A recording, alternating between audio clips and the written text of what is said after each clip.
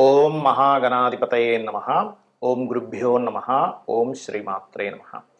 పరమేశ్వర స్వరూపమైనటువంటి జ్యోతిష, వాస్తు మరియు ఇతర అనేకమైనటువంటి శాస్త్రములను మనకు అందించినటువంటి మహర్షులకి నమస్కారం. హయగ్రీవ హయగ్రీవ హయగ్రీవేతియో వధేత్తస్య నిస్సరతే వాణి జహ్నుకన్యా ప్రవాహవత్.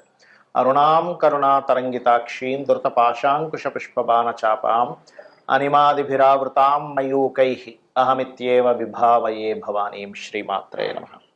ప్రేక్షకులకి ఆ లలితాంబిక అమ్మవారి యొక్క అనుగ్రహం పరిపూర్ణంగా కలగాలని మనస్ఫూర్తిగా కోరుకుంటూ మనం ఈరోజు చెప్పుకోబోయేటువంటి అంశము ఏమిటి అంటే, చాలామంది నన్ను అడుగుతున్న విషయం ఏంటంటే, ఒక 7వ తేదీ జరిగినటువంటి సంఘటన ఏదైతే రంగరాజన్ గారి మీద చిలుకూరు బాలాజీ టెంపుల్లో ఉండేటువంటి ప్రధాన అర్చకుడు ఎవరైతే ఉన్నారో ఆయన మీద జరిగిన దాడి విషయంలో మనం గతంలో ఒక 15-20 రోజులు, ఒక నెల రోజుల ముందే ప్రెడిక్ట్ చేయడం జరిగింది. అమ్మవారి అనుగ్రహం వల్ల మనకు గొప్పతనం ఏం లేదు, మహర్షులు మనకి ఇచ్చినటువంటి ముండైన ఆస్ట్రాలజీలో ఉండేటువంటి కొన్ని తీసుకొని.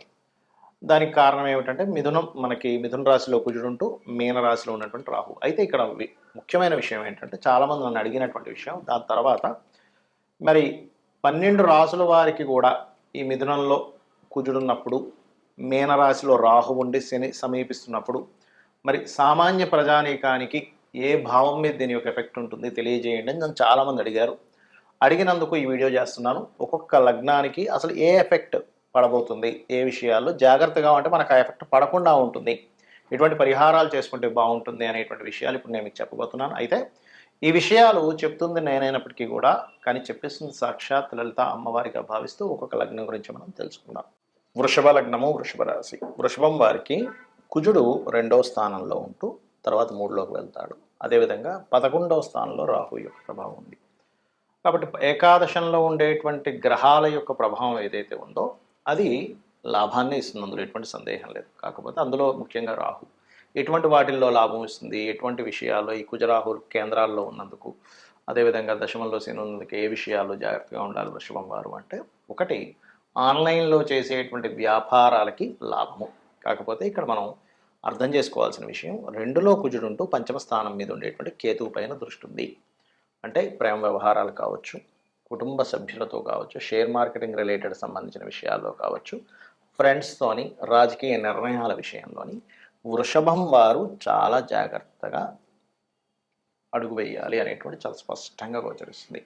అంటే ఒక నిర్ణయం తీసుకునేటప్పుడు కుటుంబ సభ్యులతో చిన్న చిన్న భేదాభిప్రాయాలు వస్తాయి ఒక నిర్ణయం తీసుకునేటప్పుడు, గుర్తుపెట్టుకోండి. అలాగే దశమ స్థానంలో శని భగవానుడు ఉన్నందుకు, ఇది దశమం సహజంగానే వృత్తి స్థానంగా చెప్తూ ఉంటారు. ఎప్పుడైనా దశమంలో ఉండేటువంటి గ్రహం గనక తన యొక్క సొంత ఫలితాలు ఎలా ఇస్తుంది, ఓన్ హౌస్లో ఉన్నప్పుడు తన ఓన్ ఫలితాలు ఇవ్వడంతో పాటు అది తన కేంద్ర కోణాల్లో ఏ గ్రహంతో లింకప్ అయిందో, ఏ గ్రహం వైపు దాని యొక్క ప్రయాణం జరుగుతుందో దాని మూలంగా అది ఇస్తుంది. మరి ఇక్కడ వృత్తిపరంగా ఎటువంటి ఇబ్బంది కలగకుండా ఉండాలి అంటే, మీరు లలితా సహస్రనామాల్లో ఓం మాణిక్య మకుటాకార జానుద్వై విరాజితాయై నమః అనే నామస్మరణ చేయండి. ఓం స్కందాయ నమః అనే నామస్మరణ చేయండి. ఇది ధనస్థానంలో ఉన్న కుజుడు కాబట్టి ఎవరికైనా మీరు మనీ ఇచ్చేటప్పుడు, అందులో పర్టికులర్గా మీకు సర్క్యులేషన్లో ఉన్నటువంటి మనీ ఇస్తూ ఉంటారు కొంతమంది తెలియక, ఇచ్చేసి అయ్యో వాళ్ళు రేపు పొద్దున్న ఇస్తా అన్నాడు, ఇక్కడ సర్క్యులేషన్ ఆగిపోయిందని ఇబ్బంది పడుతూ ఉంటాం. కాబట్టి ఎవరికైనా మీరు ధనం ఇచ్చేటప్పుడు ఈ యొక్క విషయంలో చాలా చాలా చాలా జాగ్రత్త వహించండి. ఇక మీకు వ్యాపార లాభాలు బాగానే ఉంటాయి, దానికి ఏమి ఇబ్బంది లేదు, లాభస్థానంలో రాహు ఉన్నాడు కాబట్టి. కాకపోతే ఈ లాభాలు వచ్చేటప్పుడు ఏదో ఒక చిన్న ఆర్గ్యుమెంట్, ఒక చిన్న డిస్కషన్ ఇటువంటివి కలిగి ఉంటుంటాయి. కాబట్టి దీని నుంచి మీరు బయటపడాలంటే ఇందాక నేను చెప్పిన మంత్రం చేయండి, ఖచ్చితంగా మీకు బాగుంటుంది. మరి కొంతమందికి జన్మజాతకం ఉండదు, మరి వారి పరిస్థితి ఏమిటి? జాతకం లేదండి, మరి మాకు ఎటువంటి వాటి మీద ఎఫెక్ట్ ఉండొచ్చు, యూనివర్సల్గా దేని మీద ఎఫెక్ట్ ఉండొచ్చు అంటే, మనం ఆల్రెడీ ఒక నెల రోజుల క్రితం నుంచి చెప్తూ ఉన్నాం. ఏమిటంటే అది ఈ తొక్కిసలాటలు కానివ్వండి, ఎందుకంటే మిథునంలో కుజుడు ఉన్నప్పుడు సహజంగా జరుగుతాయి, దాళ్ళు ఎక్కువగా జరుగుతూ ఉంటాయి. దీన్ని ముండేన్ ఆస్ట్రాలజీ అంటారు, మైథుని జ్యోతిష్యము. జన్మజాతకం వేరు, మైథుని జ్యోతిష్యం వేరు. మైథుని జ్యోతిష్యం అంటే దేశం మీద, కాలం మీద ఇది ఎటువంటి ప్రభావం చూపిస్తుంది అనేటువంటి దాన్ని మైథుని జ్యోతిష్యం, ముండేన్ ఆస్ట్రాలజీ అంటారు ఇంగ్లీష్లో. జన్మజాతకం is different, personal chart reading is different. Personal చార్ట్లో మీరు పుట్టినప్పుడు ఉన్నటువంటి సమయంలో ఉండే గ్రహాలను బట్టి అవి ఎప్పుడెప్పుడు ఎటువంటి శుభ ఫలితములు ఇస్తున్నాయి, మీరు ఒక పని చేస్తున్నారు, ఎప్పుడు చేస్తే మీకు అద్భుతమైన ఫలితం వస్తుంది. అది వివాహం కానివ్వండి, సంతానం కానివ్వండి, ఆర్ సంథింగ్ బిజినెస్ పెడుతున్నారు కానివ్వండి, లేకపోతే ఒక మంచి పని ప్రారంభిస్తున్నారు, ఒక బిజినెస్ కానివ్వండి, అది ఏ టైంలో ప్రారంభించాలి ఏమిటనేటువంటిది మీ పర్సనల్ చార్ట్ చెప్తే కాలం అనుకూలిస్తుందా లేదా అని చెప్పేది ముండేన్ ఆస్ట్రాలజీ. అయితే ఇక్కడ జన్మజాతకం లేదు, ఇప్పుడు నేనేం చేయాలంటే సింపుల్గా నేను చెప్పేది ఒకటే.